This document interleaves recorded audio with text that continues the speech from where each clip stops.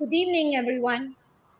Thank you for joining us this evening for our latest segment of Rhythm Connect, where we aim to have important conversations and create positive discourse around topics passionate to us. I'm Umayal Eswaran, the chairperson of RYTHM Foundation, and the area of education for children with special needs is particularly close to my heart.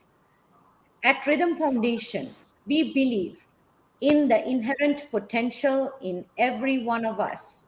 And as Deborah Reed, an advocate for the rights of persons with disabilities, powerfully said, the only disability is when people cannot see human potential.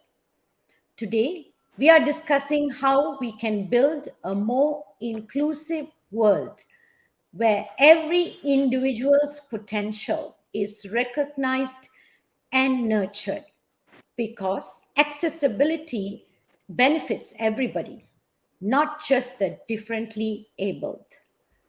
I am joined by the Honorary Secretary of the National Autism of Malaysia, and Sivanathan, who has advocated for the inclusion over the past 25 years, and is also the CEO of Inclusive Outdoor Classroom, where she drives programs and policies to enrich the lives of children with disabilities. Welcome, Anne. Thank you, Datin. Thank you so much. We are also pleased to welcome Adli Yahya, the founder of the Autism Café Project, who is also the parent of a child on the spectrum. The Autism Café Project was born of Adli's desire to ensure his son's future and has evolved into a full-blown movement to provide youths on the spectrum with a space and opportunity to be independent and earn an income. The Autism Café Project opened its doors in April last year, 4 years in the making. Welcome, Adli.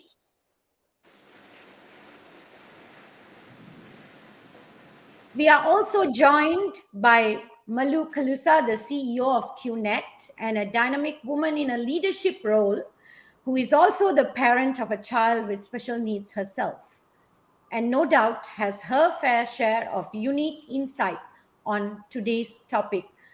Welcome, Malou. Thank you, Datin Sri. Thank you for having me. Thank you all for joining us today to discuss today's topic, building a more inclusive world. You have all advocated for inclusion in some manner. So let's talk about what the word inclusion itself means to each of you. Anne, would you like to go first? Okay. Thank you for this question. Inclusion is a value. And if you've got this value, regardless of who you are, I think we will start thinking about the rights of children, about the rights of young adults, and we will start thinking of the entire process as in, what's going to start happening when you have someone you know with a disability. How will society include that person in society? So for me, it's more of a rights-based value. Yeah, thank you. Yeah, I think the first time I hear you saying that, it's inclusion it's a value, I think it's the right way to look at it as well. Let's go now to Adli. Adli, what do you think?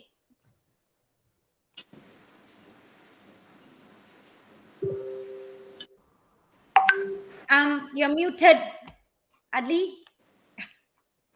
Okay, can you hear me now? Yes. Yeah. Okay, I'm looking at it from my the perspective of my son, basically. Yes. So I see an inclusion is something that for him is a vehicle for him to move forward with his life. I want him to enjoy his life, living life like us, having to be interviewed, walking to the gardens, that's inclusion to me. So inclusion is something that for him to be, is a vehicle for him to be able to live his life to his fullest ability. That is my interpretation of inclusion. Thank you, Adli. Malou, over to Yeah, you. yeah. That in for me, I see inclusion as this community where everyone is recognized, where everyone matters, regardless of their abilities, or where everyone is offered the same thing, the same opportunities, or the same activities, regardless of their abilities. That is what inclusion is for me. Yeah, so we kind of heard from, like, it's kind of a little three different perspective also, although two of you are parents. And I think Anne, from her experience, talking about making inclusion a value based, because that's the way to move forward. And Adli looking at it from a perspective of his son being able to be himself, and and live his life, and not looked at and stare at, as if he's different. And I think, Malu, you basically said a very generic perspective as to, you want everybody to be looked at as equal, in that sense, whether um, any kind of disability or differently abled. There was some info from, like, World Bank, saying that basically social inclusion is the process of improving the terms of which individuals and groups take part in society, improving the ability, opportunity, and dignity of those disadvantaged on the basis of their identity. I think that, I mean, for me, I from the Malaysian perspective, for me, everybody talks about the inclusion, and I know it is very important, because that the peer learning is also very powerful, when different people, different superpowers, I call them, right?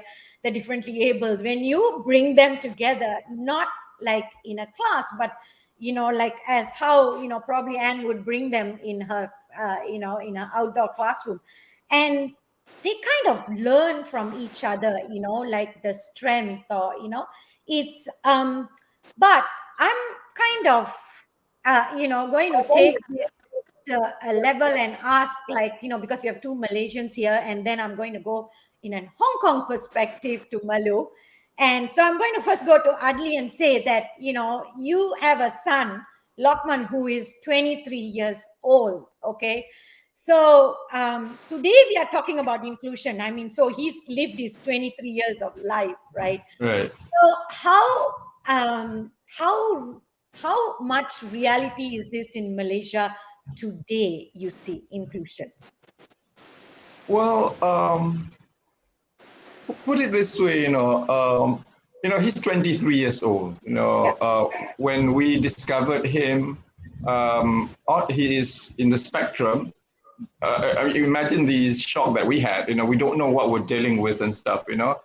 And those days, the what do you call this? The facilities, the support system wasn't as good as now, as today. So there was an issue to us. We're trying to normalize our lives with him. Bring to the park and all. But somehow or other, it wasn't meant for him. Because when we went to the park, he behaved certain manner, and we got stared, and in the end, we went home. Now moving towards the reality now, when we brought him to school, I was probably about 10 years ago, and the school wasn't ready for him. Yeah. So he couldn't fit in. He couldn't learn, and he couldn't fit in. And reality again, as at now, if he applies for a position outside of our cafe, you know, position in the government sector or in the private sector for that matter, right? And he's competing with an able person like us. Yeah. So who's going to win? Yeah. So that is a real situation now, you know. Even Yeah. the cafe I'm running, we are employing at about, I think in total is about 8 individuals. Okay. And can you imagine the demand outside? Yes. You know, autism doesn't strike Lukman alone. Yeah. Autism doesn't strike Malu's son alone. Yes. It strikes everybody. Yeah. So they need to live their life. So Yes. there must be inclusion. Can you imagine if they grow up, all these kids grow up, and then at one point, you know, they need to lead their own life. Whoever will give them opportunity? If there is, would that be enough? So Yes. I said that is a real fact. What is inclusion during these times? Good. I'm going to hold you there, and I'm coming based on what Adli is talking about. You know, your 25 years of experience, right? Tell me what's the real situation on the ground in Malaysia today. I mean, can these kids, can do we need to bring in, like, even in a workplace, like a policy that is needed, so that, we say this many percentage of, differently abled individuals that you must hire, and give them an opportunity.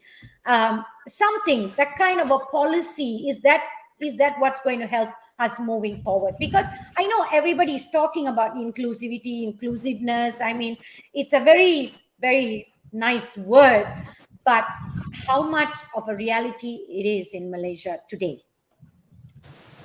Okay. Um, we have got policies around that.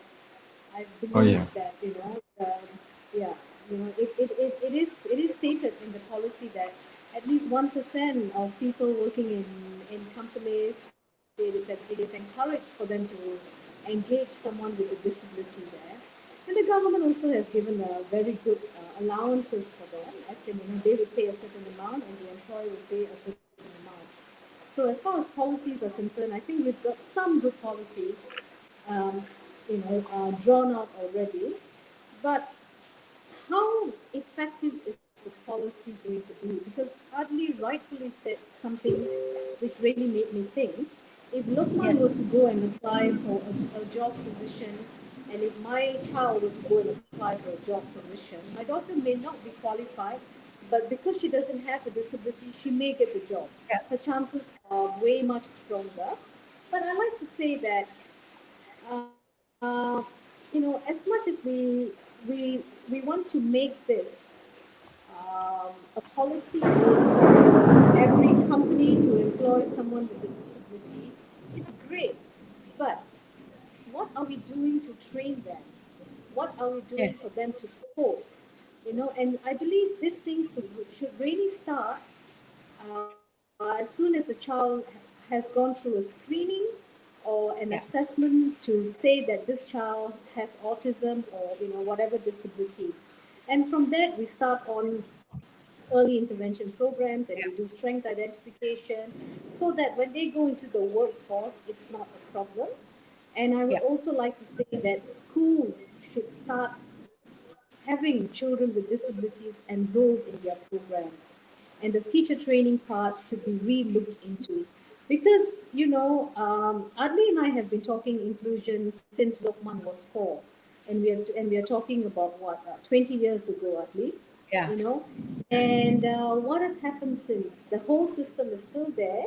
We've got a zero reject policy, but what does the zero reject policy mean? Do I go into the class, into a mainstream class, or am I segregated into a class where people with disabilities are? So now that's a big question mark. And when those things happen, children who don't have disabilities do not understand what autism is or what Down syndrome is. And Yeah. how do we expect them to embrace them in the workforce? How do we expect them to be friends with someone who has a disability when they have not seen them? I mean, Yeah. I would always ask family this particular question. If your child does not have a disability, would you have your child in the classroom with someone with a disability? If we want to talk inclusion. So as what Malu says, inclusion is for everybody. I'd like to, strongly agree, with that. So it really has to start from ground zero, if I would like to say, Yeah. and so that we can see it gradually happening. And we won't be talking inclusion. It'll be a lifestyle for everybody. Yeah, Yes. thank you. I like that. I like that. I think so. It's basically it. We are talking about not just creating awareness, but also being aware of your child, and at the same time acceptance at home, because you're talking about a child being from young being discovered, okay, how differently able the child is, if he or she is, and then you get an early intervention and you make sure that the child gets that individual learning program as well, which is tailored to the capability and of the child. So it's basically begins there, right? And I think it's also a mindset. So Malu, Erwin is what, 25, and and he grew up in Hong Kong. So we are just going to shift from Malaysia to Hong Kong, and I would like to hear your experience and where Erwin is today, and do you believe that there's truly inclusiveness is there, or in Hong Kong? So go ahead, Malu. Yeah, thank you, Datin. So Erwin was diagnosed when he was 3 years old, and before three actually. And the biggest challenge that we had, Datin, after we overcome, the shock and anger and whatever you feel when you get a diagnosis like that, is to actually find resources for him. And the biggest challenge that we had was everything was in Chinese. Every major available resources were actually the language especially Yes. is in Chinese. And so we actually felt excluded because we didn't know Chinese. Erwin cannot speak or understand Chinese, so that was the biggest hurdle that we had to go through in Hong Kong when he was diagnosed. And there was no talk of and there was no available resource, a lot of available resources for English speaking. And when we found these resources, we're on like queue all the time. We're on waiting list all the time. There were so many English speaking diagnosed children at the time that were also looking for the same thing. So that was the biggest challenge, that in and when we finally found a therapy school, it was so expensive. It Mm. was very, very expensive because they were run by expats. They were run by therapists from other countries, English speaking, everything, and mostly they cater to international expats, children. And we again, that's the second one. The second challenge is to are we able to afford the therapy for him? So we just did we just did everything, that industry. What we did is like put all our life savings actually, and really put ourselves into every waiting list of English speaking therapy school in Hong Kong. And when we finally was admitted to one, that's where Erwin got his like foundation of targeted therapy.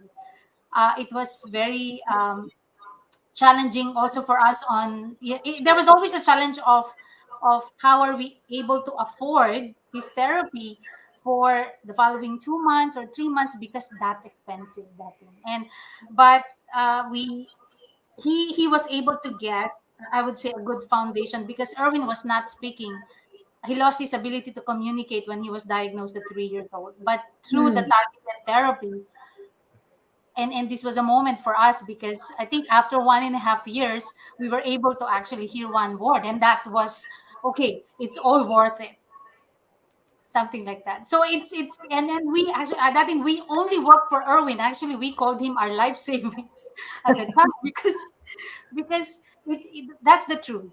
It was very expensive. We were in a country where English speaking children with this diagnosis have these difficulties in Hong Kong at the time. Yeah. So, how do you feel today? Because he's kind of, because earlier you mentioned when we were talking, like he's in a government assisted because he's Yes, working right now, yes, right? Patty. So, So yeah, so how is it for him now? I mean, do they accept him? Is he happy to go every day?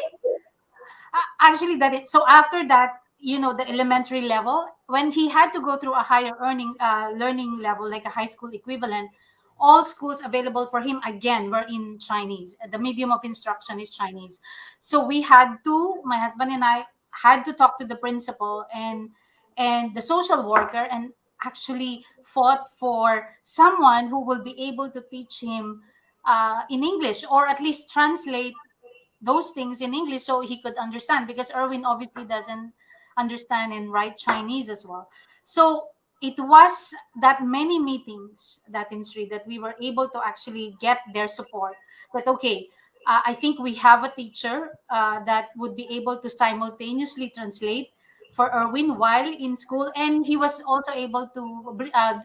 They were able to bring Erwin also into a like a basic Chinese class, like a basic word in Mandarin or something. And actually, surprisingly, Erwin enjoyed it, and he was able to go into that school. And whenever Erwin comes back, but my only question to him is, do you want to come back to go back to school tomorrow? Because this is my gauge whether he's happy or he's Yeah. accepted or he understands things. And he said yes, yes. So he always say yes. So I think the key, that in, and we have met many teachers and social workers in our journey with Erwin, is to really fight for your children. I mean, you fight for your son. That's actually one of the, I think, one of the most greatest thing that you could do is actually really advocate for them, and do not be afraid, and have this courage to ask all the questions, even though they look at you differently already. I mean, because we've had all those stares as well, so many of those stares and questions, that in Sri, but we So have to. it's I mean, what I hear from you and Adli is like, it's a lifelong, in a way, battle, but it's like a good fight, people call it, right? In that sense. And I think you all are like pioneers who are like paving the way today, because there's 1 in 60 children in the autistic spectrum today. So if you look at it in terms of the bigger picture, they are a population by themselves who we cannot avoid and not include as part of us, because it's just going to make things it's not going to make things easier by separating them or segregating them and saying that they're slow learners, or you can't handle them, or things like that.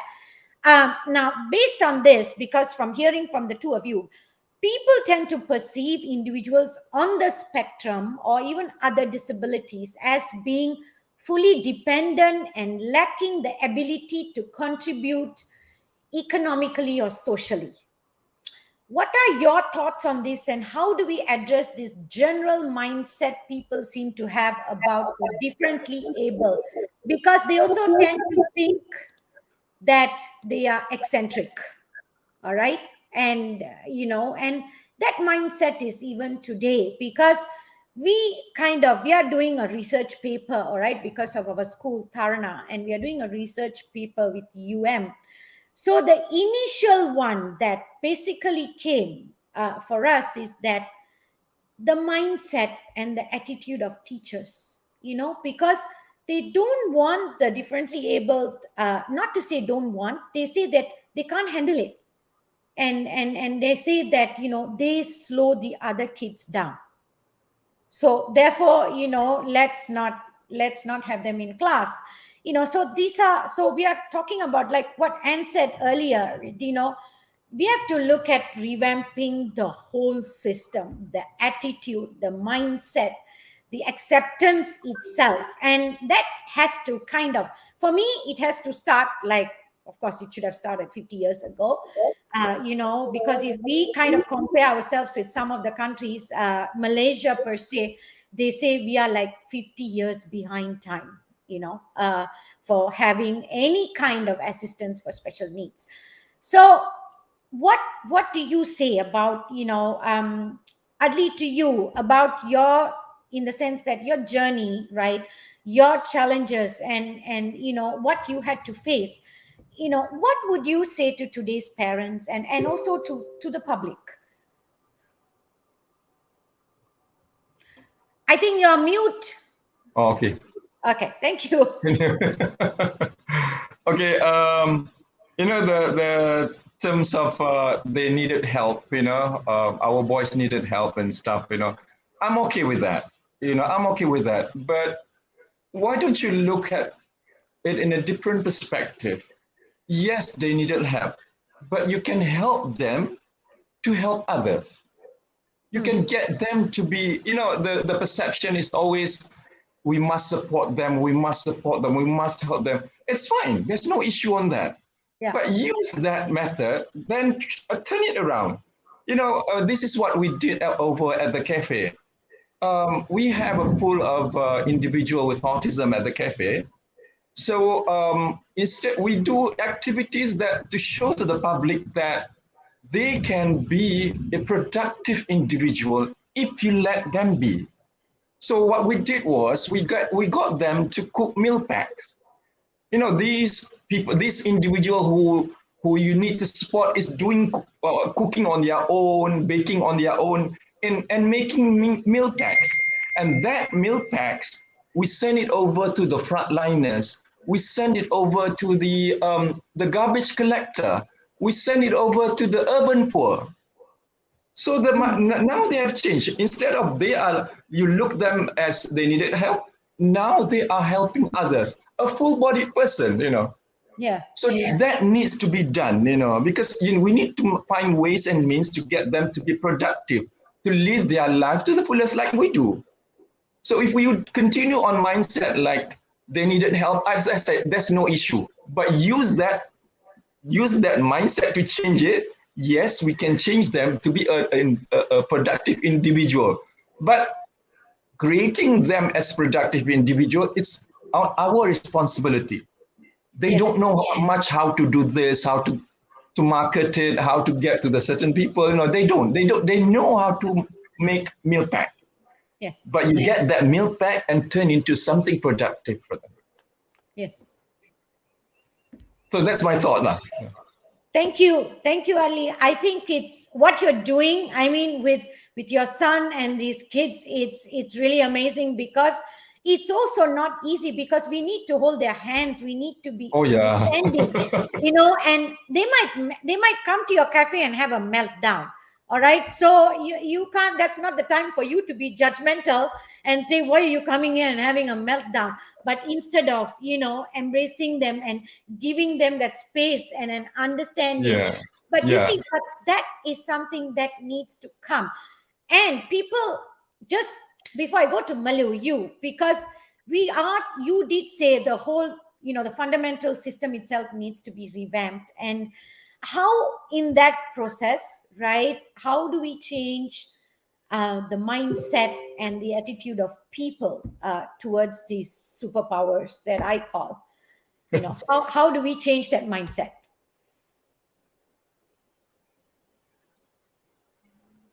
And you're muted. Mute.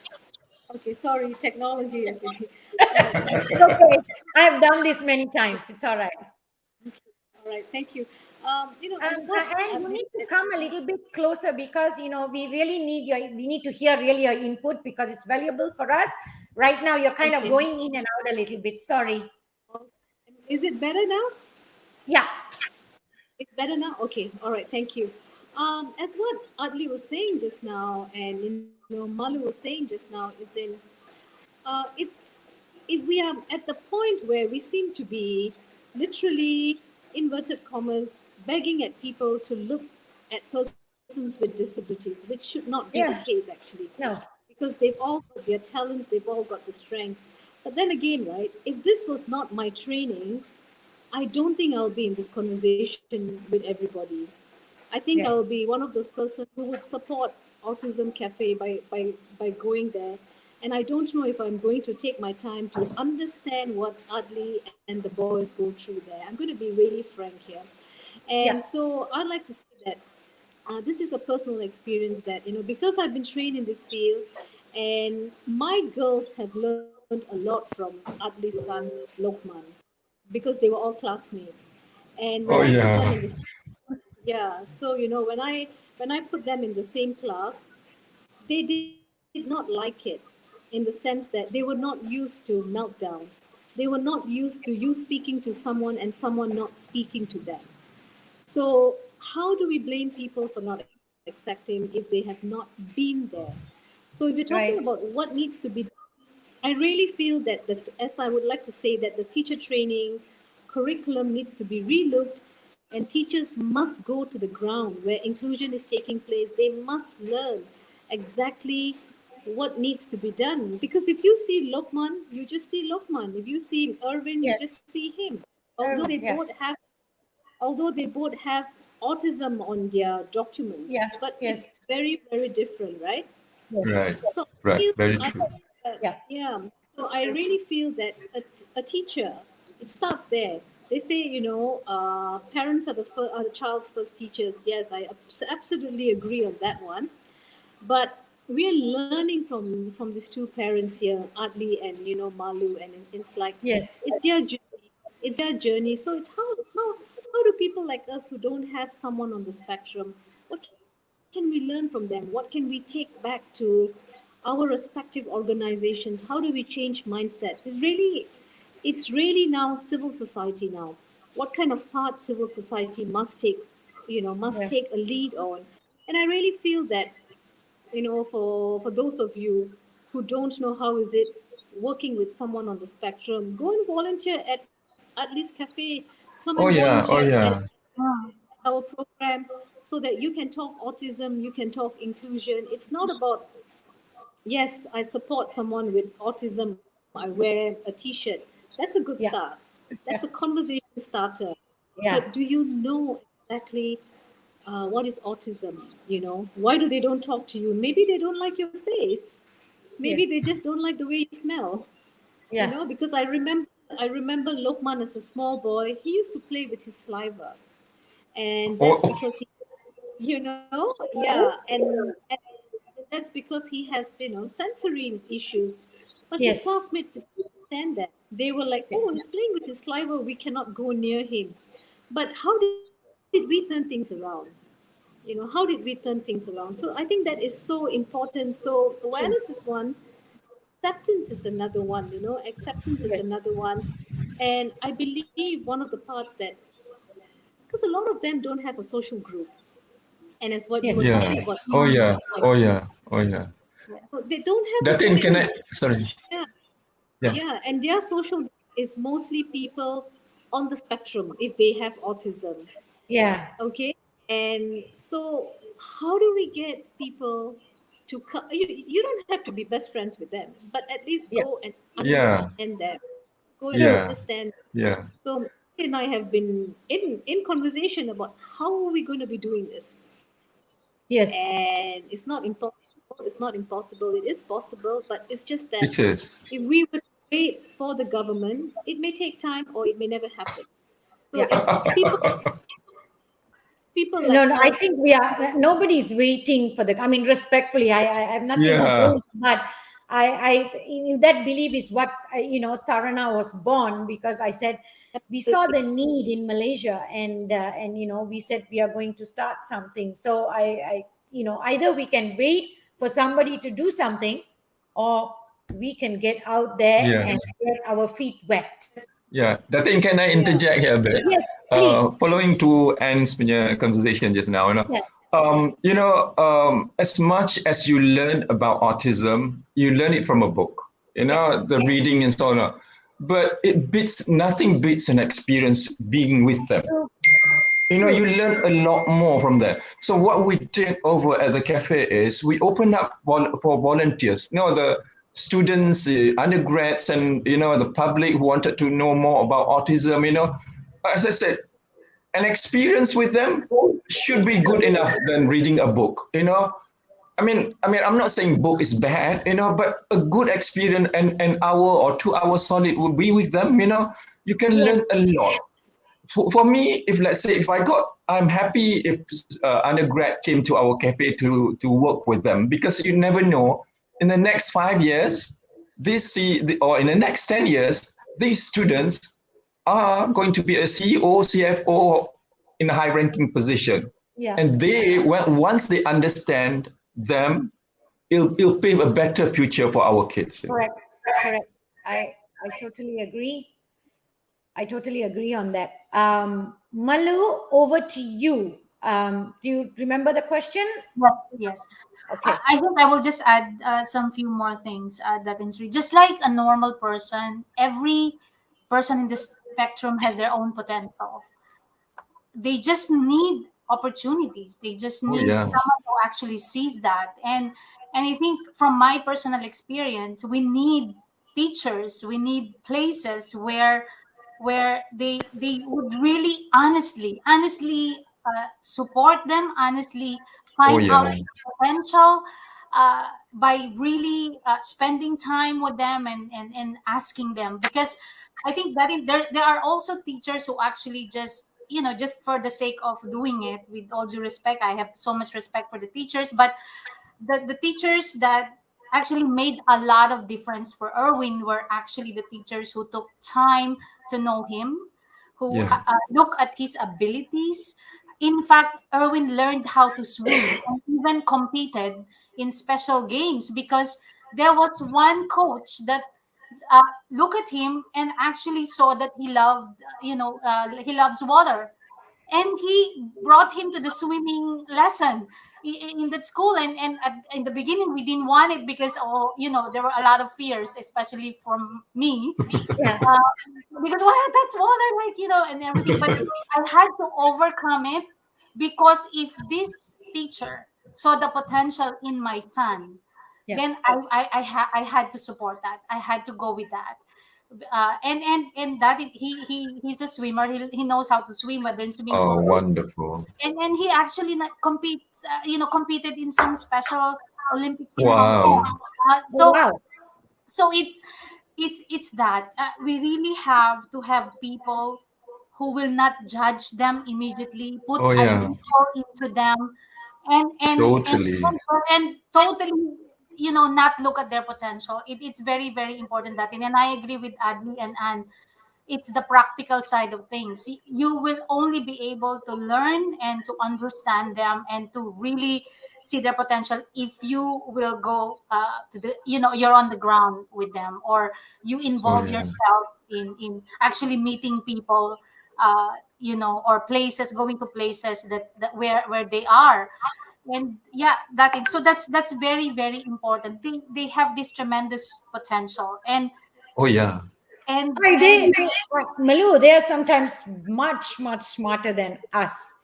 And sometimes, Adli, Malu, I walk into my office and say that, I have the, differently able there, but most of you guys are, I think, is worse than them. So,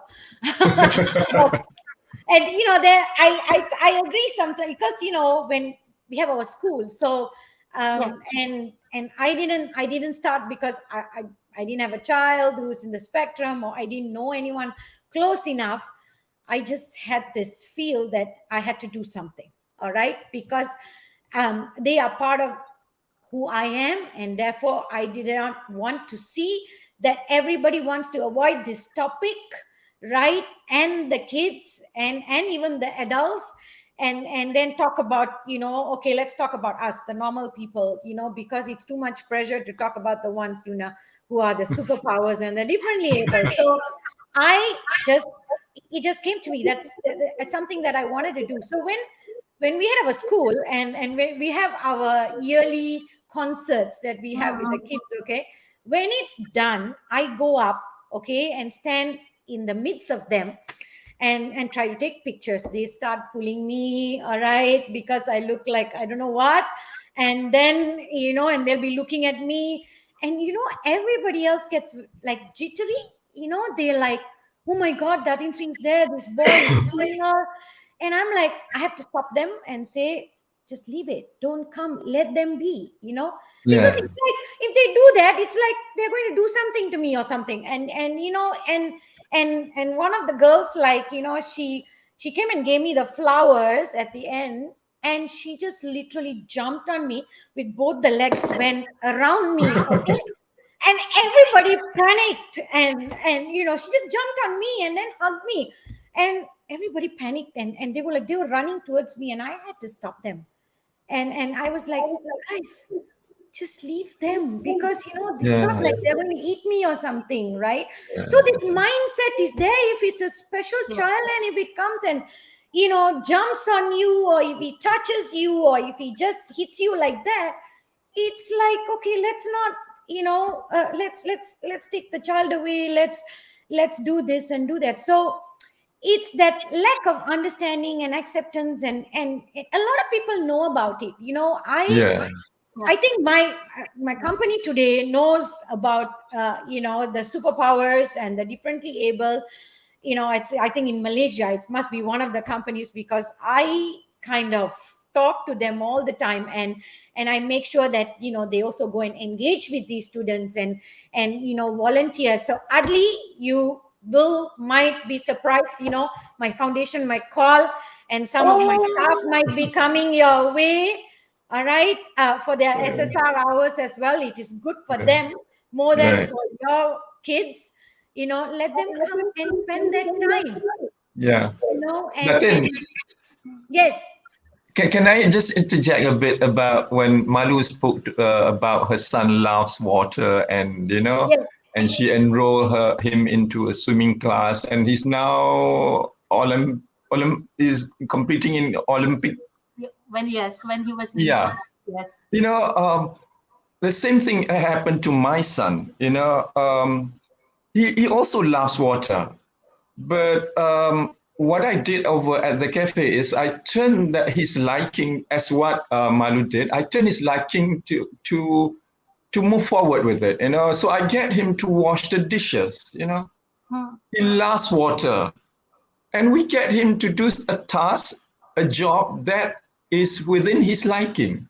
yes, So washing the dish is playing with water, yes, and he excel in that. I mean, those days he cleans the cleanest plate you will ever seen in your life. Really, it's Amazing. when yeah, you ask him to clean the plate, it is him, water, and soap. Nothing else in this world. It's only three of them. That's So what I'm saying is this, rather than looking on the disability side, why don't we look at the ability side? yes, That applies very much to the employer. Sometimes they employ our kids or individual with ASD without knowing carefully what are their abilities. They think autism fits. It's like Down syndrome. It's the same thing. Everybody is the same character. With autism, it's entirely different. Individually, they are different. So if you yes, knew them and their ability and fit them nicely where they could hone their ability, that could open up a whole new world to them and to us. yes. Yeah. Please stop putting them in one box. They Right, cannot right, be yeah, in one yeah, box yeah. It doesn't work. It doesn't work. anymore. yeah. That's what I keep telling as well. Let's stop putting them in boxes. And while talking, because we are hearing, I mean, there's so much of positive vibrations and thought from these parents. I mean, I'm sure if parents out there are listening to them, I mean, if they are, this is not going to change, at least if how they think and feel, then I don't know what will. But Anne, I would like to post a question to you, that how does a professional diagnosis make a difference to the child and the ecosystem of parents and educators? Okay. Um, as what our two lovely parents have said, based, based on your child's strength here, Adli's son loves water. We saw this when he was young. We used to go for Yeah. swimming. He loved Oh, the yes. water. Malu's son was spotted that, oh, okay, there is some talents there. So because they took the kids out for people to see, people understand that. So why an assessment is so important?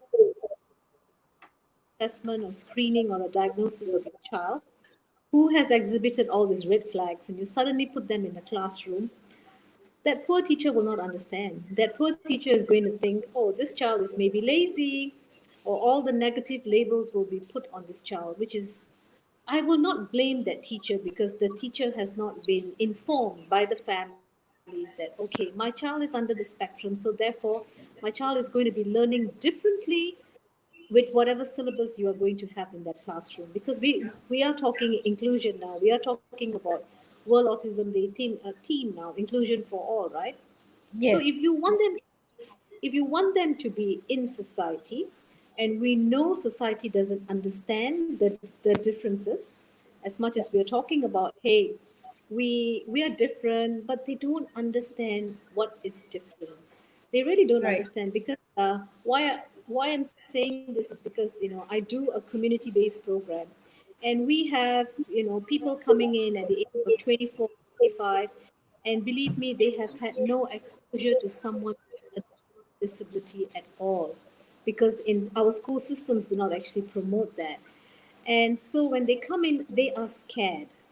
They are scared to go near someone who screams, near someone who starts, flapping hands, or repeating. And the first thing will be like, that child is weird. I Yeah. don't think I don't think I want to be, near that child. Yeah. So if we Agree. don't brief people, if we don't educate society at large enough, we are Yeah. always going to have particular problems. So an assessment is so important, because if you know what the child has, we can start dealing with it. NASOM has the special cards that actually say that, my child has autism. So if you see my child behaving differently, it is not because of we have brought up the child in a manner where it's not acceptable. We're not bad parents. My child has autism.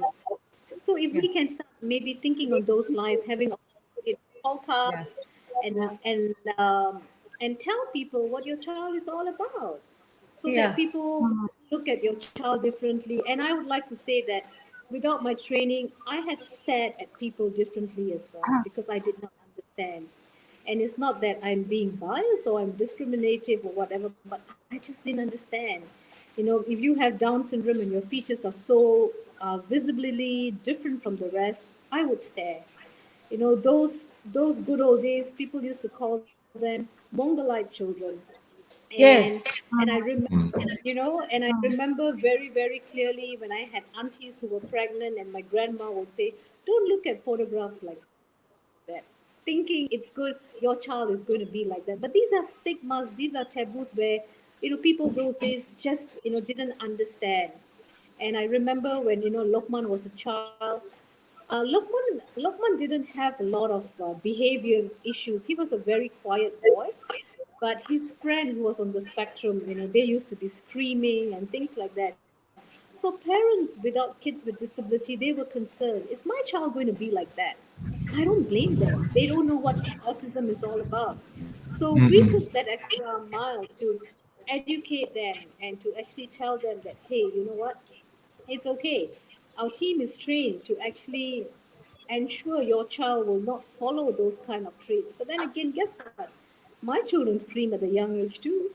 And if you don't know they were screaming for Yeah. attention, you'll be thinking, my goodness, she doesn't know how to bring up her kids. So it's just a matter of Yeah. what, like what you said, Malu. We have to go that extra mile to tell people it is not a disease. You cannot get Mm-mm. any disease if you're with a child with autism. It's Right. just that they just Right. behave differently.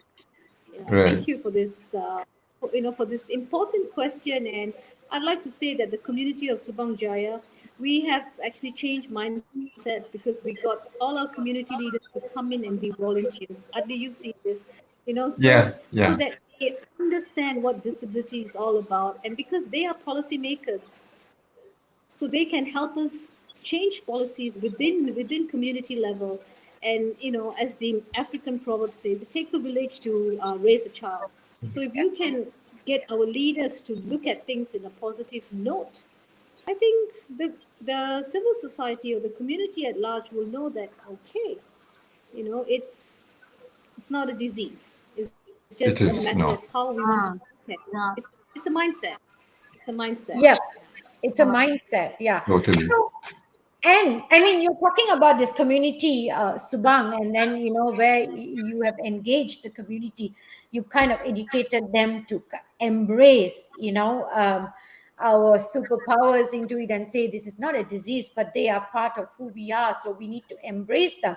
It's not about just creating awareness, but we ourselves should be aware and be understanding. But will you be also like, will you be open to also going and talking to other communities, so that we can have a bigger, larger community, and kind of spread this? And would you be Yeah, looking at doing most this?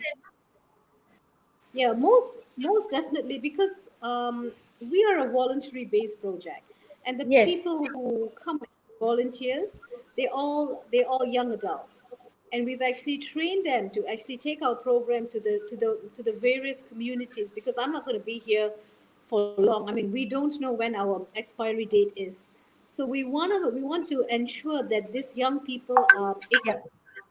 like what Adli says, they are going to be our future leaders. They are going to be policy makers. So if they know what's happening, guess what? Policies will be made to actually have a universal design in mind. And yes, Datin, that's our plan actually, because we have something known as IOC on wheels, and we're going around to our different communities to go and change mindsets, to go and make sure people there would embrace inclusion as part of the community. Yeah, Yeah, because that's I mean that's something that we would like to work with you, because I always believe in, okay, we can talk about this now in this platform, but I believe in doing things and right. achieving, and not just talking about it, because Oh yeah. talking, we can keep talking. I mean, I think we have been talking for now 50 years. I mean, you said, rightly said, like when Lokman was 4, you were talking about inclusive. He's 23, so that's like 20 years, and not much, like it has not changed as much as I would like to see. Let's put it that way, okay? So and I would like to create this acceptance and inclusiveness become a reality in Malaysia, where people actually don't stare and put these kids aside. But with the pandemic today, this is for Malu and Adli as well, and I'm sure, and that you can chip in as well, that I think with the pandemic, as you can see, that that the children of different parents of differently able kids had to become the teachers, okay, because of the continuous lockdown after lockdown.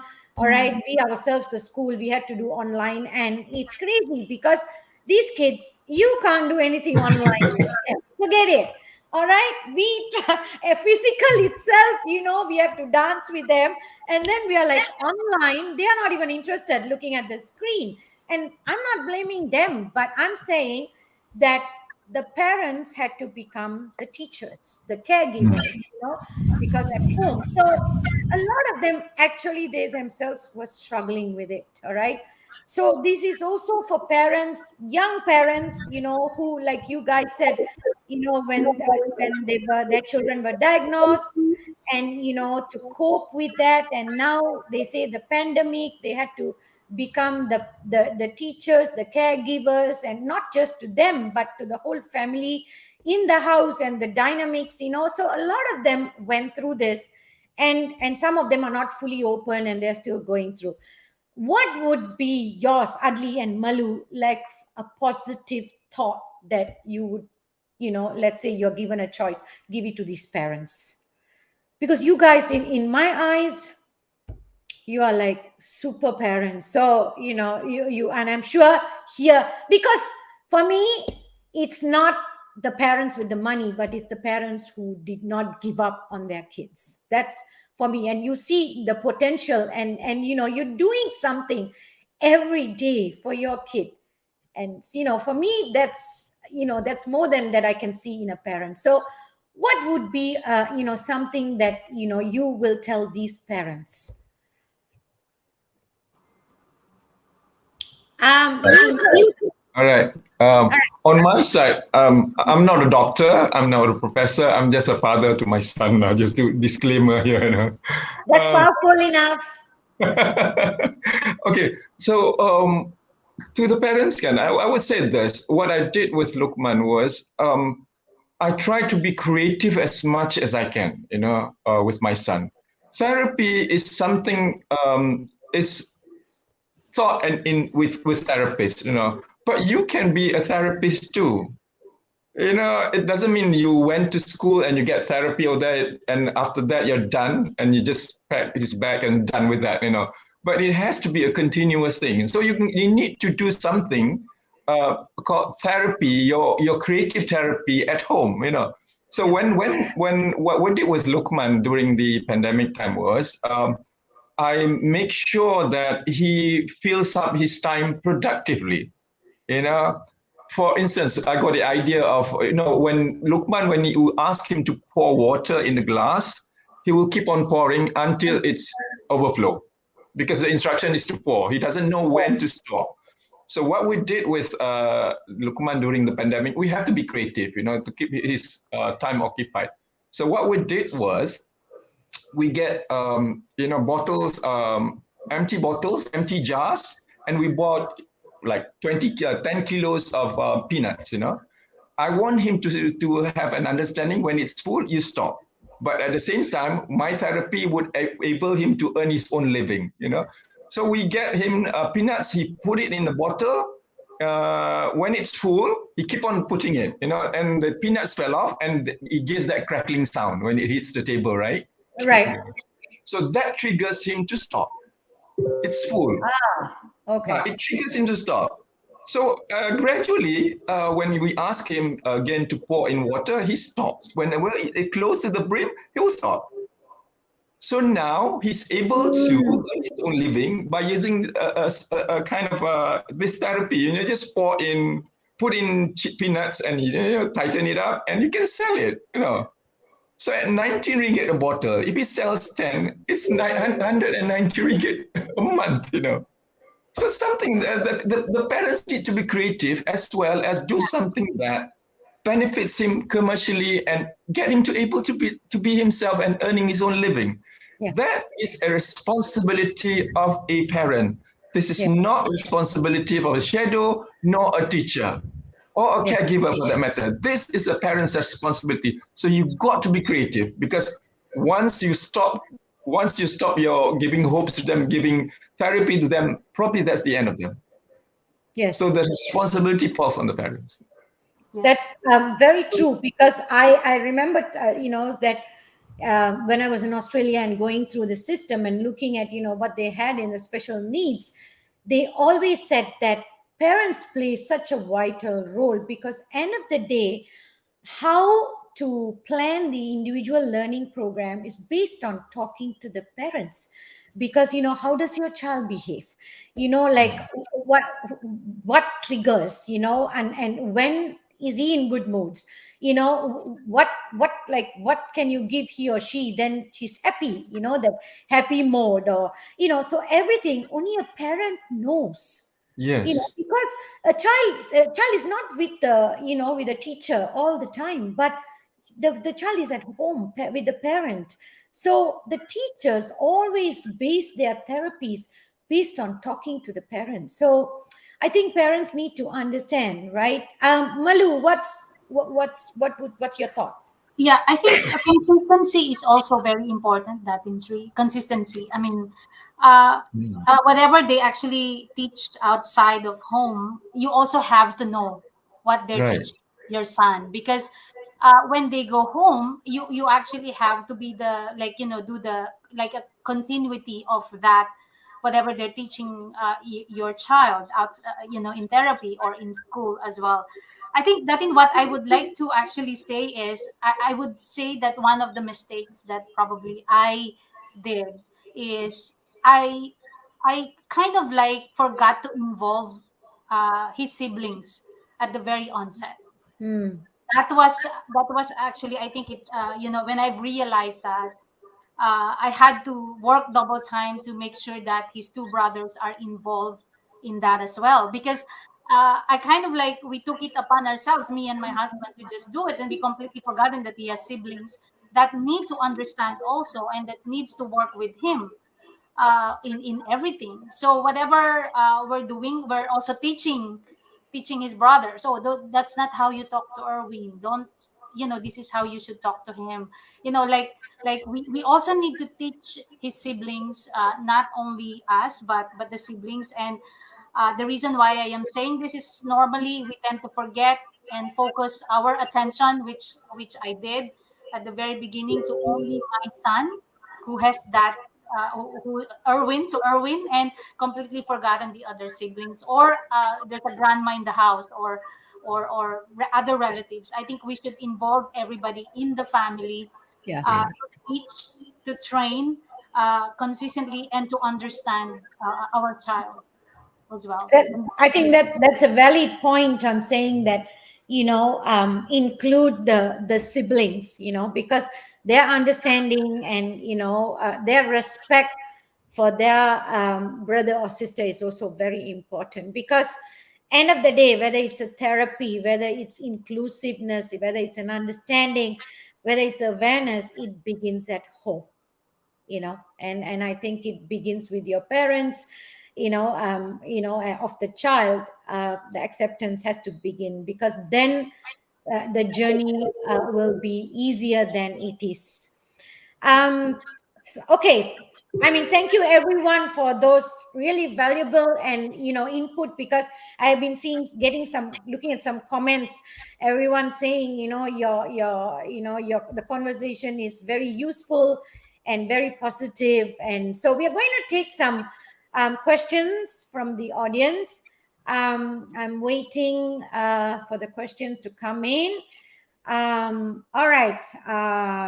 Okay, there's a question from Sandra Salazar saying, if you are a parent of child in the spectrum, how do you strike the balance between your natural instinct to protect your child from judgment or getting hurt, and the equally important need to integrate him to the world, to promote inclusion for those with a similar condition? Wow, that's a long question. Do you understand?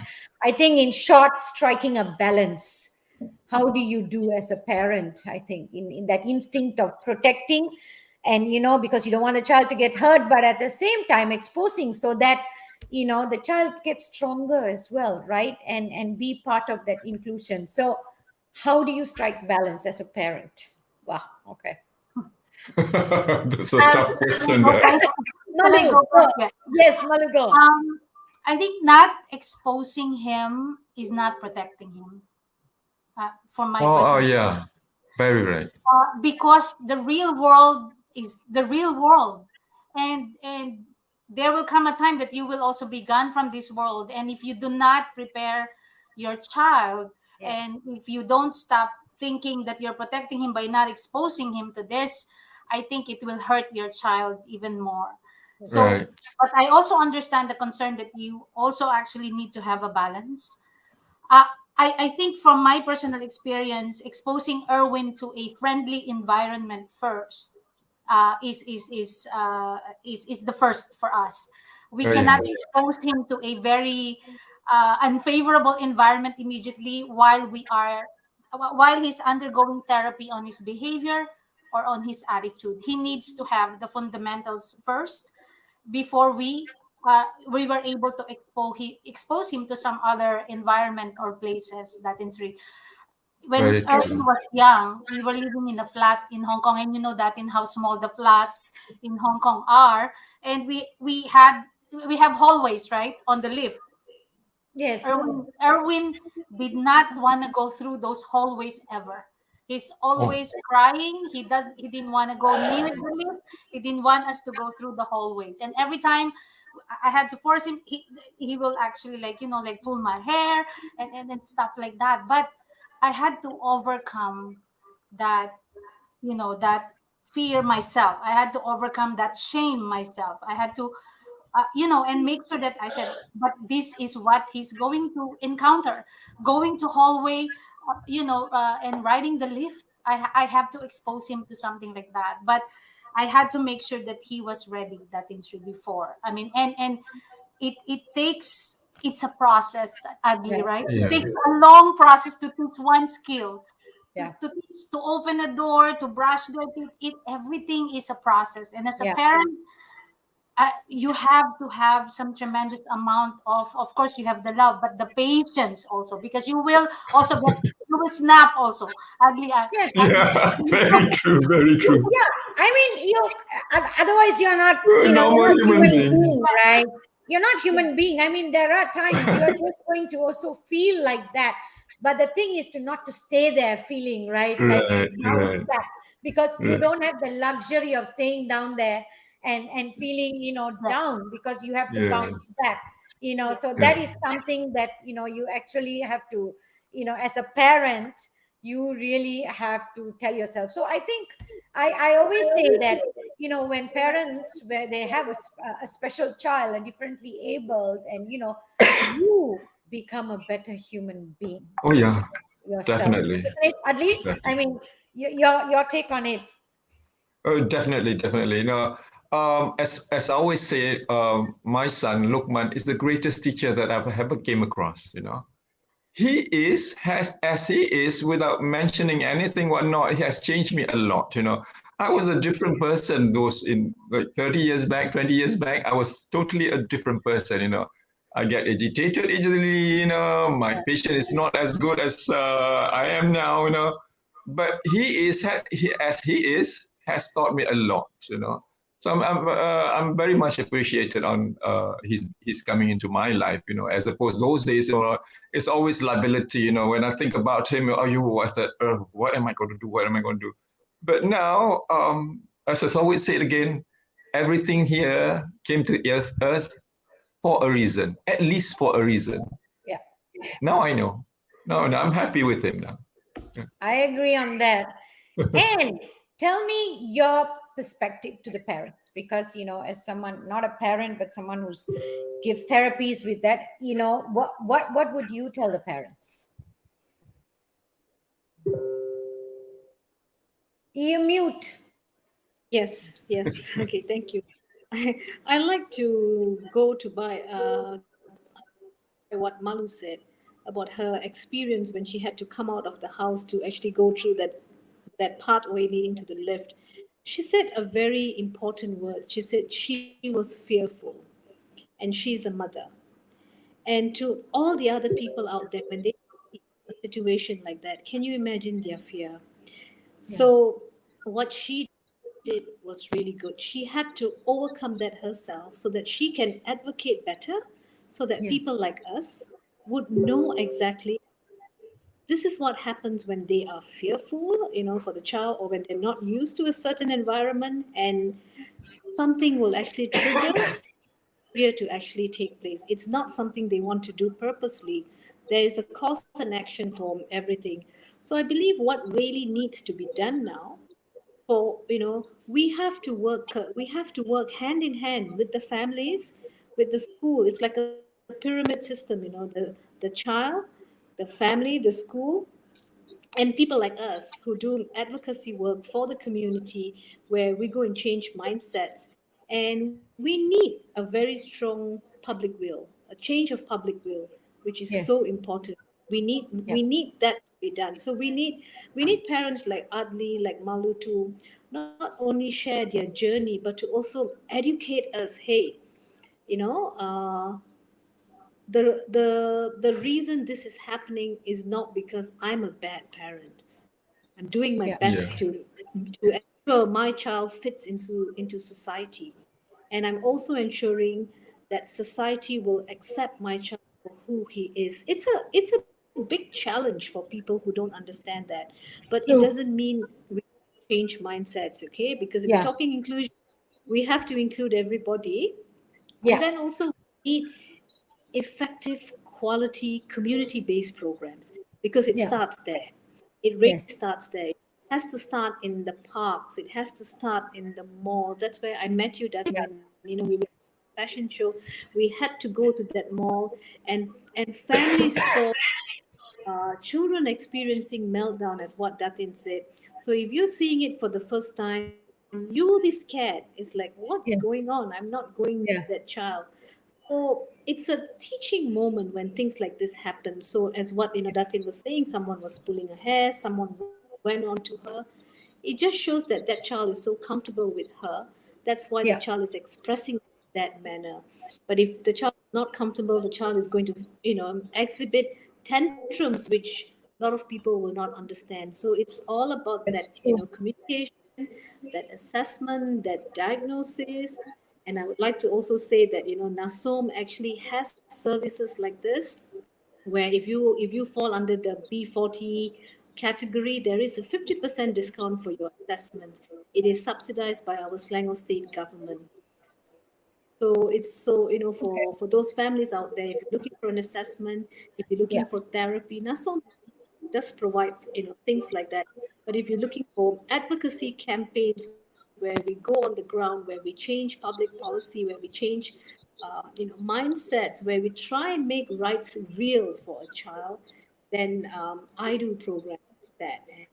And I'm really passionate about that. And I know it works because we've done it in Subang Jaya, and we've got a playground now where if you're on a wheelchair, you can go on that playground. I definitely Wow. am capable to actually do this by myself, but it's because of that engagement we had with our community leaders, with our mayor, and we actually told them, if you want to talk about sustainable living cities, or a disabled friendly city based on your UN's SDG, mental health and wellness, you got to start looking at what you have in your community before we can even just put it up on our playgrounds that, yeah, this is what we actually stand for. Like what Datin, Yes. you said earlier, we have to walk the talk, otherwise it just becomes useless. Thank Yeah. you. I hear. I That's it's great, and I mean to hear from you because you said you need a strong-willed community. Based.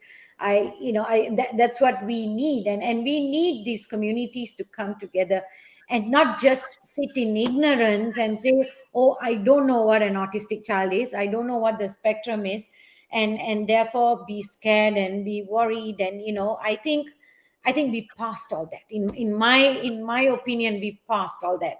I think that it's time that we did something about it. And based on that, there's one more question that has come that says, what would be the best way to explain to our kids that their classmate, cousin, kids they met at the park is differently abled or in the spectrum?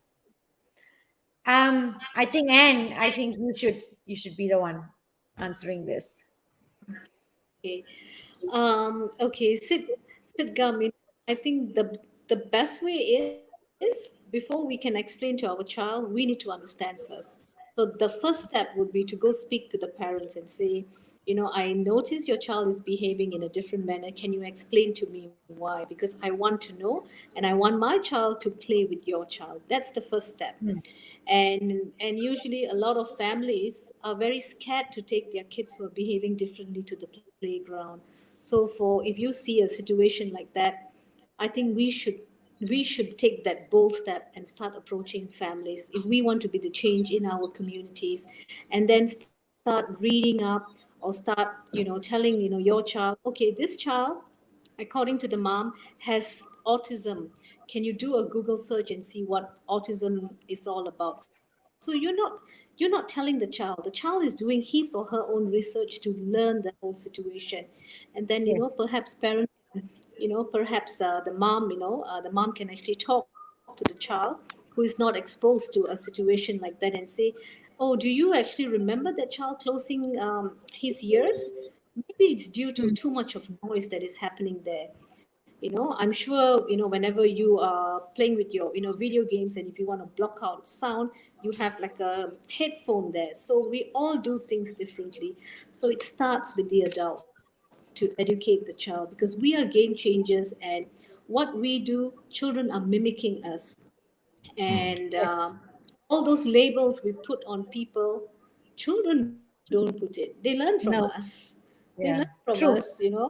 they learn from us. So So I think we as parents, as I think Malu said, we are, no, I'm not sure who said. I think Datin said, we are our child's first teachers, because you don't know when you can get autism. Autism can also strike when you are an adult.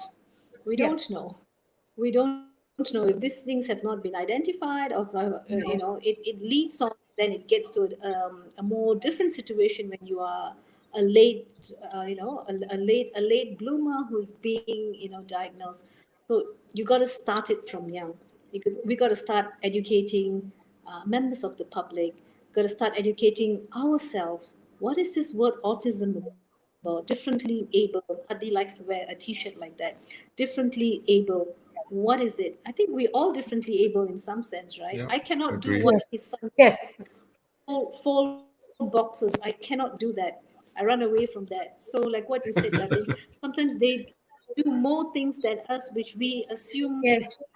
we don't have a disability, we can do it. But no, I don't. I learn every time I go to Adli's Cafe. I learn from Adli, I learn from Lokman, and I've learned from you as well, Malu. Thank you for being honest, to actually tell us that you had gone through that same journey as well, where a lot of us who are not in that situation with a child with disability are going through it in a different way. We tend to stay away. We don't really go forward. But this conversation has really made us, or rather, has made me realize that I'll use what you said to educate our young people, our young volunteers, that Yeah. parents go through their own journey in a different way as well. Yeah, thank you. Thank you so much Very for this important. opportunity. Thank you. Thanks. And that's very true. Just the same question. I mean, to both Malu and Adli. I mean, your boys, right? I mean, so they had to deal with. How did you deal when their, cousins and or like your friends' children came home and I'm sure your first experiences of dealing with it. So, Adli, you want to go first? Um, okay, this is what happened a few days back. We had a program with Taylor's International School in KL. So the focus is to get the those called 7 years old, 8 years old kids, and as well as adult, to get to know more about autism. So I brought my son along, and we set up a table selling cookies and all. And along came about 10 sweet little things, about 7, 8 years old, coming along in front of our table, and some sort of intuition. They started looking at Lukman. Right. Their intuition, I guess, there might be something special about this boy, this young man, And then they start staring at him, and then Lukman didn't give any response, and then they came and asked, Uncle, why is not speaking? I said, this is one of the autism, one of our autism spectrum. They can't speak, they can't express themselves. But you got to learn from them. You got to know them better by just be friends with them. So I am not offended at all if anybody said, hey, what happened to your son? Why is it like this? Right. I'm not offended at all. So, but we need to educate the public. We need to educate these so-called sweet young little things of what is autism is all about. The younger they knew about it, the more they can learn about autism. So Yeah. that will set up a whole new direction to our boys. But this needs to be done. And you don't take offense if people. I don't take offense if people are asking me about my son. I don't. I don't offense. I don't have any offense if people tell me, "Is your son autistic?" I'm okay with that.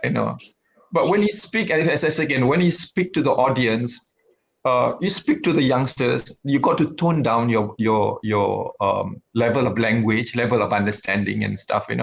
So that will actually help them, help the kids as well as parents and the autistic individuals.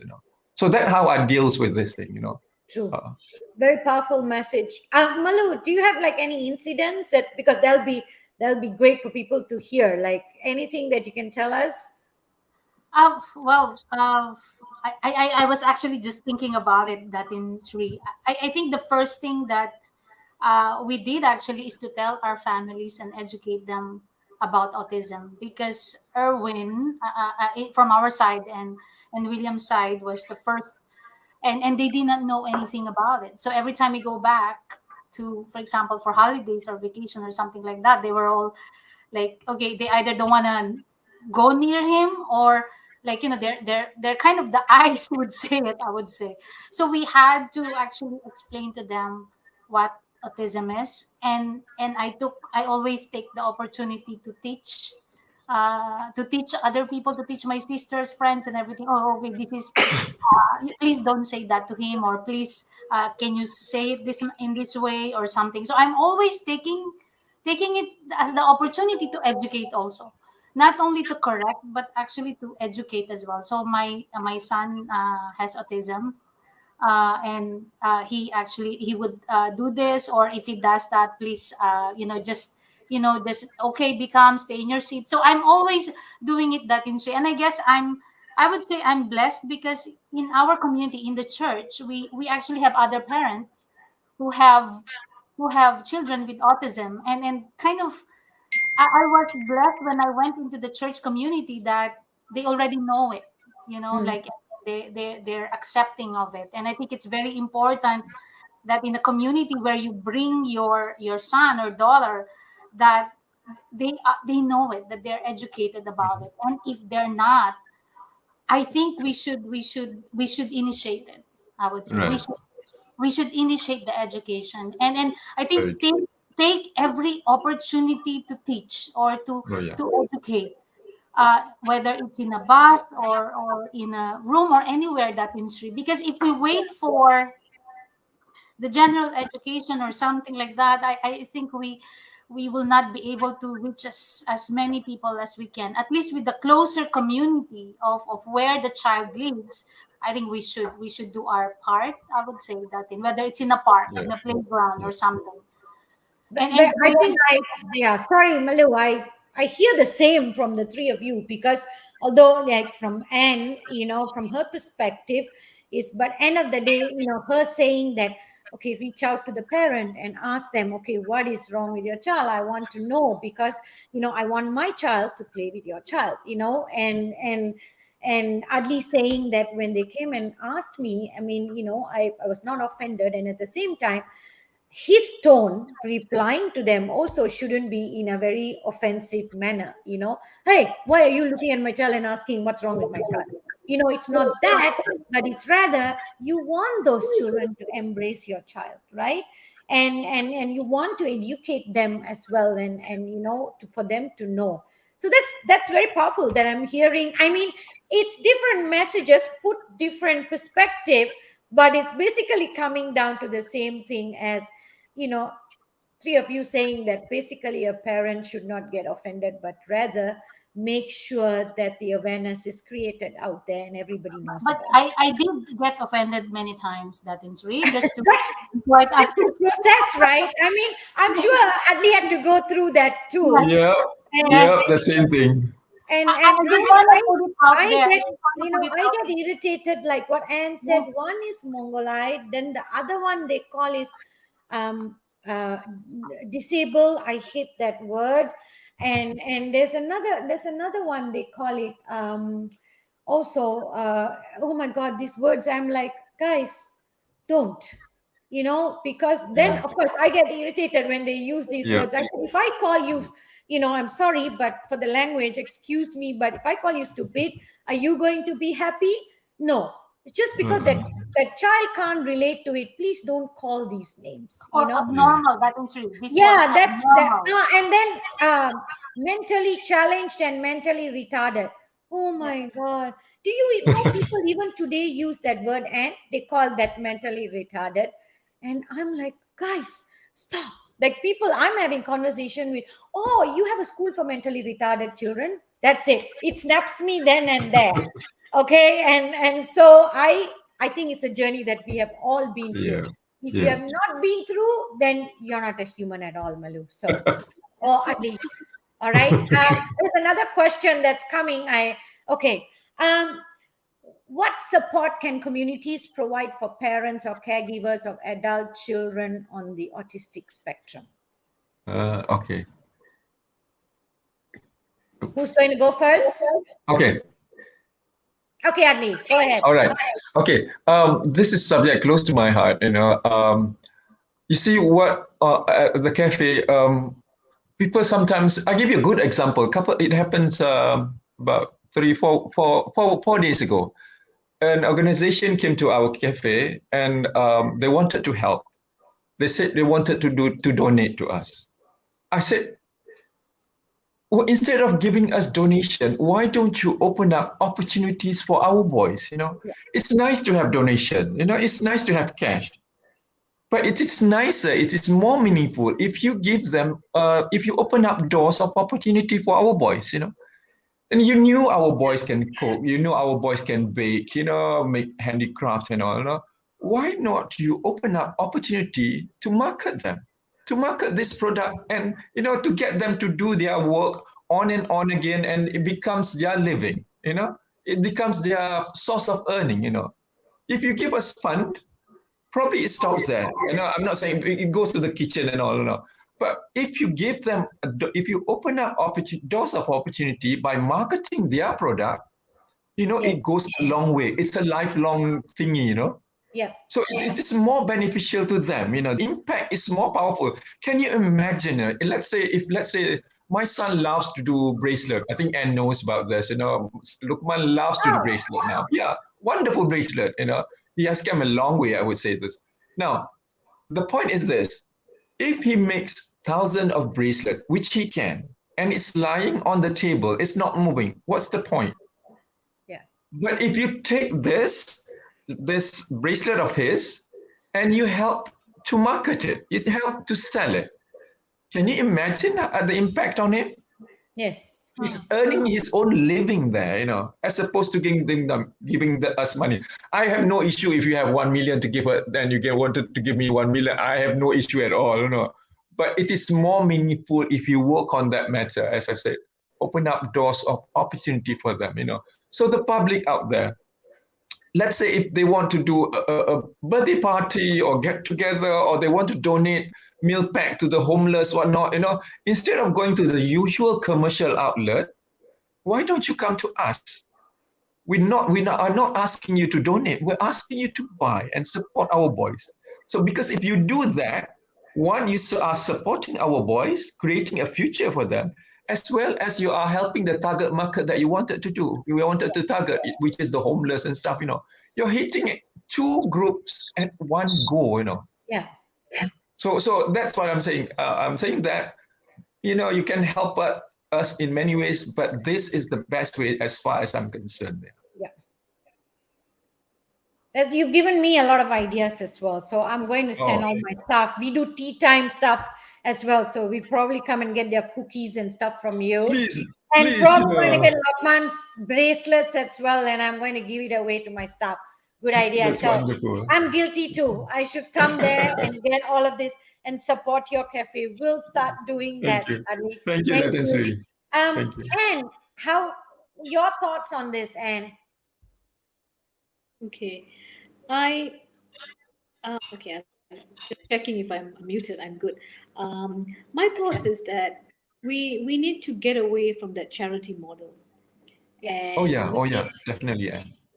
so because as what Adli was saying that now Lokman's bracelets are not cheap, okay, and I'm not saying it's not value for money, but for someone like him when he does it is he's very meticulous. He takes time Yeah. and he doesn't even Oh need yeah. to look at those beads. He form his own bracelet. Yeah. So yeah, so we need to look at why are we paying for that? Because Yeah. that is so I think we should get away from that charity model, Yeah. and the people who work in our program, I don't say they work, they are all volunteers in our program.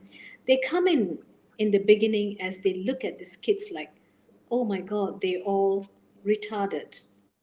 That's the term Oh. this young people use. I don't blame them because it's a Yeah. common Yeah. term in social media.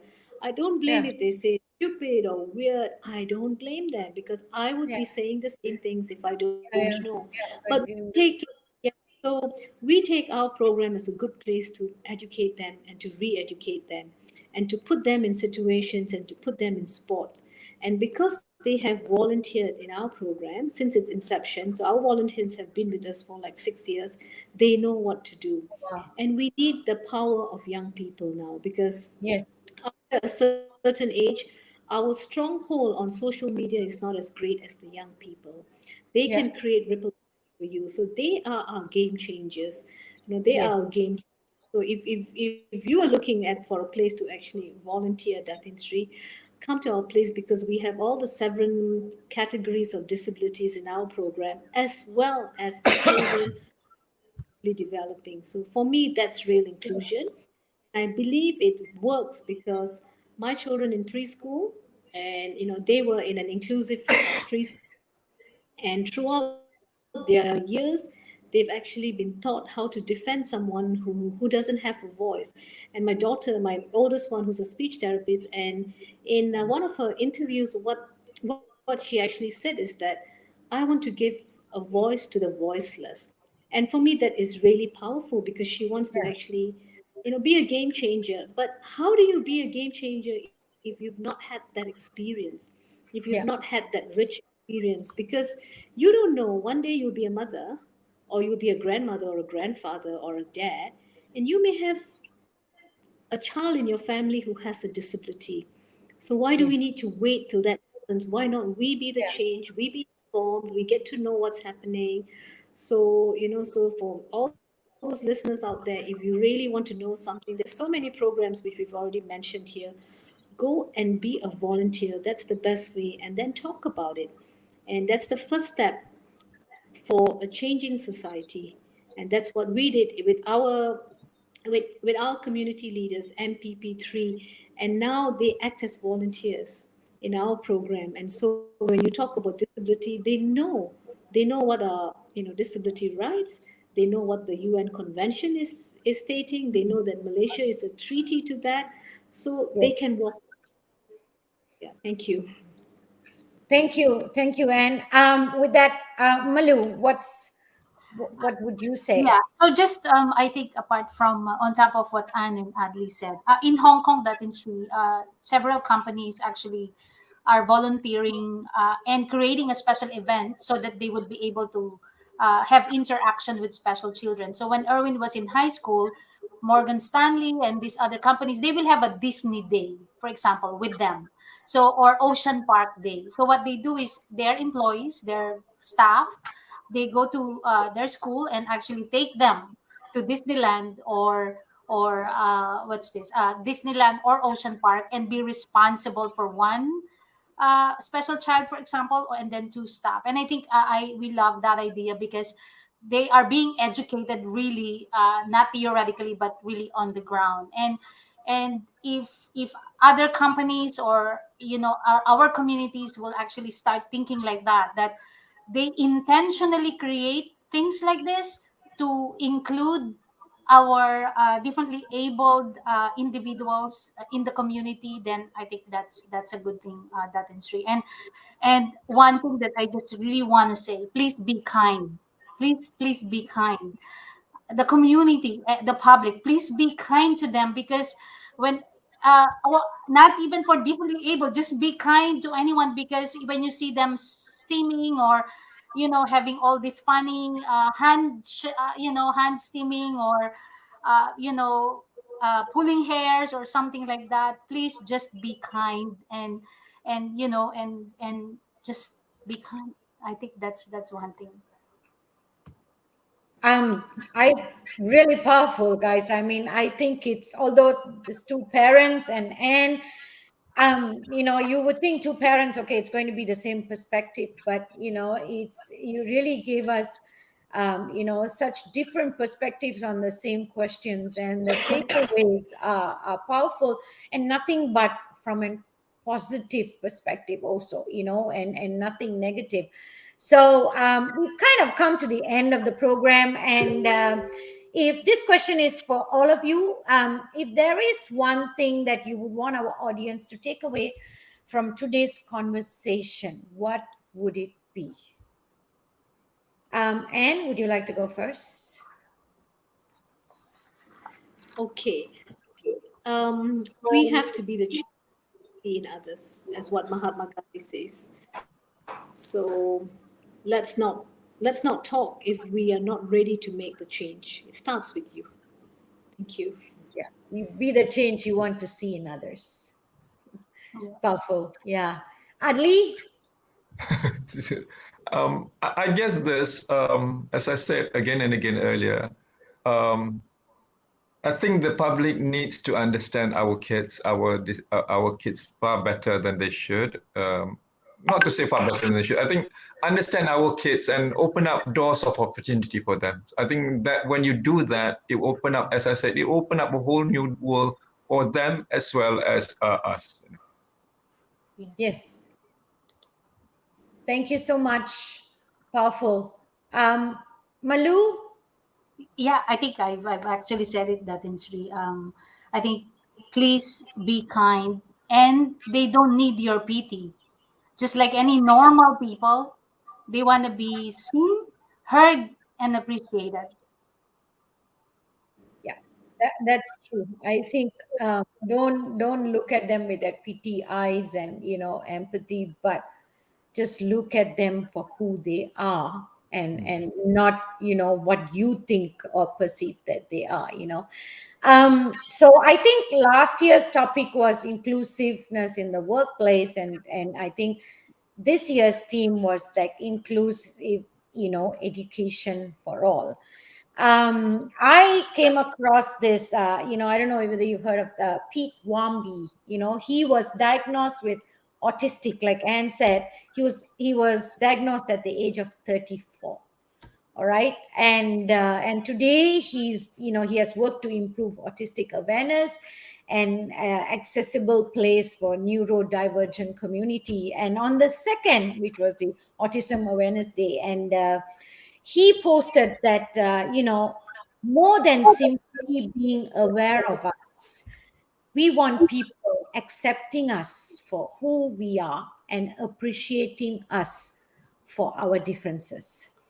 So, I mean, I would not say that, I am someone who knows the spectrum, or, I know, what the parents go through, or their journey.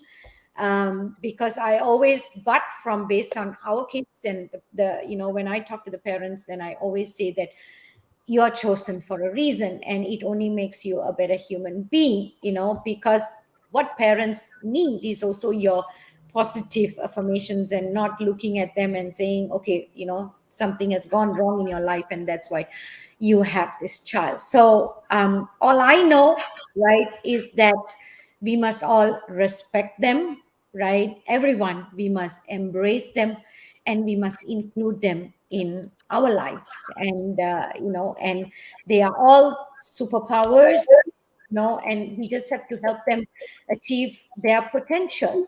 And um, I might not, there's one thing that we might not be conscious at times, might not know, but we have to be tolerant, we have to be respectful, not be judgmental, we have to be supportive, and whole other, that basic human courtesies that we can show, because it basically boils down to we are all human beings, and we are all capable of showing love, kindness, compassion, and patience to everyone. And as our foundation stands for Rhythm, the abbreviation is, like Anne said, as Mahatma Gandhi's quote, you be the change that you wish to see in this world. And our abbreviation stands for raise yourself to help mankind. So we have to work on ourselves to raise ourselves to become better human beings, so that we can go out there and touch another human being and change that life for better. So I thank you, all of you. I mean, even for me, I think it was a great takeaway, and it has been a very positive discussion. And with your valuable 25 years, and Adli, your journey with Lokman, and Malu, your journey with Irvin, guys, It's been a powerful afternoon for me, and I hope it was the same for you. Thank you so much. Thank Thank you. you. Thank you, Datin. Thank you, Thank you, Anne. and thank the audience and everyone who's Thank you, out there everyone. listening to us. And I hope that you do have powerful takeaways from today's session. Thank you so much.